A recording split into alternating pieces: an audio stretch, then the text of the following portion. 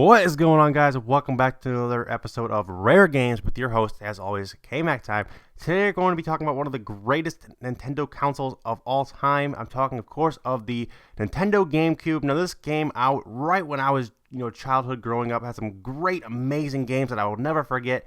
But these are some of the rarest and most expensive games. We're going to jump right in here with our first game, which is Star Wars Jedi Outcast, which is an action game originally released for the PC, then later ported to the GameCube and Xbox in 2002. You're a Jedi Knight, use lightsabers, blasters, and very, very fun game. I actually have this game. Very, very cool game. However, this game did not sell very well over on the GameCube. Apparently, it didn't sell very well compared to other systems it was on, making it one of the more rare GameCube titles. A used copy of this game will run you $25. A new sealed version of this game will be up to $100. Our next game is Cubivore. Now, this game was actually called Animal Leader in Japan. It was brought to the United States by Atlas. And like most of Atlas's games, however, this game was released in very limited production. Atlas is notorious for having small-run games, making this game very sought after and actually one of the more rare games to come across for the GameCube. A used copy of this will run you $35, new in box run you $150 plus. Next up on the list is Pokemon Box. Now, the Pokemon Box is not actually a game, but it's a way to allow players to store and sort Pokemon from Game Boy Advance games like Sapphire and Ruby. In the United States, the game is only sold on Nintendo World Store online, which obviously led to limited sales. The European version was never sold in stores, but available through the Nintendo European Loyalty Program, making this game very sought after. A used price of this could be $50 plus. New in box, we're looking at $200. Our next game is Ikaruga, which is a shooter originally released for the arcade and Dreamcast. However, this game was eventually ported to the GameCube.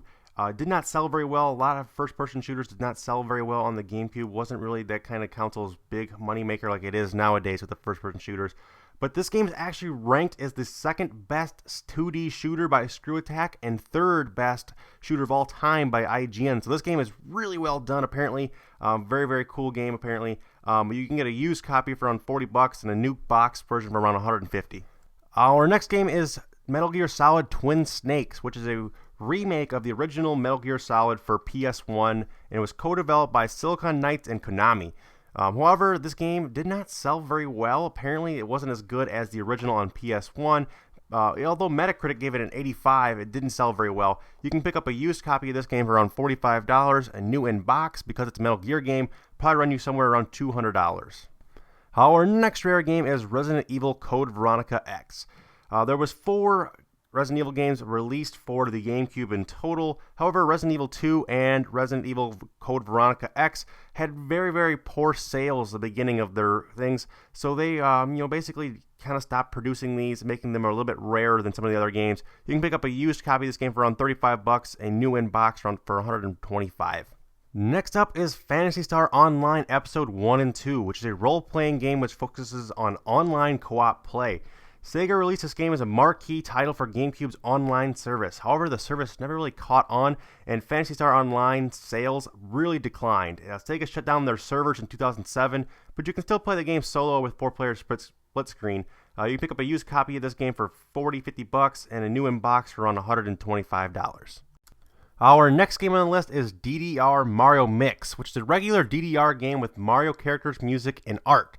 It only released in the United States on the GameCube in 2005 for the Christmas season, and it quickly sold out. Nintendo did make a restock of shelves in 2006, but it was soon after discontinued, making this game pretty rare and hard to come by. A used price can run you about $50-60, new in box around $200. Next up is Beyond Good and Evil, which was released by Ubisoft in 2003 on all consoles. It was reviewed well, but sold poorly on all systems, making this one of the harder games to find. It did not sell very well. Not many people picked up this game. You can get a used copy for around $35-40, but a new in box run you about $250. Our next game on the list is Digimon Rumble 2, which is a arena fighter, which is very similar to Super Smash Bros. Gameplay-wise, but they use Digimon characters. It was a sequel to the original Digimon Rumble, but did not sell nearly as well as the original did. This game did not get very much attention and it just didn't really sell very well. But there are a lot of huge Digimon fans and Digimon collectors out there making this game pretty sought after. You can get a used copy around $35, new in box around $225. Making its second appearance on this list is Phantasy Star Online episodes 1 and 2, but this is the Plus version. The Plus version was released later after the first game was initially released. It had a few bug fixes after the initial release and a few extra bonuses.